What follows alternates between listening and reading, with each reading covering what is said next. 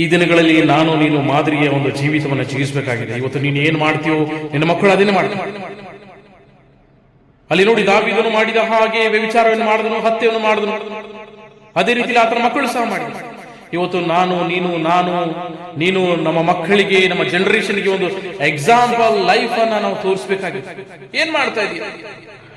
ನಿನ್ನ ಪ್ರತಿದಿನ ದಿನಚರಿಗಳಲ್ಲಿ ನೀನು ಮಾಡ್ತಿರುವುದೇನು, ನಿನ್ನನ್ನ ನೋಡಿ ಈ ತರರು ಫಾಲೋ ಮಾಡ್ತಿರೋದೇನು ಎಂಬುದಾಗಿ ನೀನು ಆಲೋಚನೆ ಮಾಡ್ಕೊಳ್ಬೇಕಾಗುತ್ತೆ. ನಿನ್ನ ಜೀವಿತ ನಿನ್ನ ಗಂಭೀರವಾಗಿ ತೆಗೆದುಕೊಂಡು ನೀನು ಯೋಚನೆ ಮಾಡಬೇಕಾಗಿದೆ.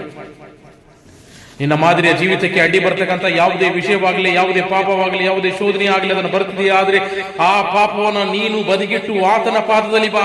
ಸ್ವಾಮಿ, ನಾನು ಮಾದರಿಯ ಜೀವಿತವನ್ನು ಜೀವಿಸಲಿಕ್ಕೆ ನನಗೆ ಸಹಾಯವನ್ನು ಮಾಡು.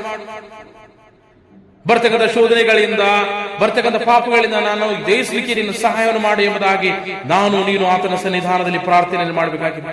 ಬಾ, ಆತನ ಪಾದದಲ್ಲಿ ಬಾ.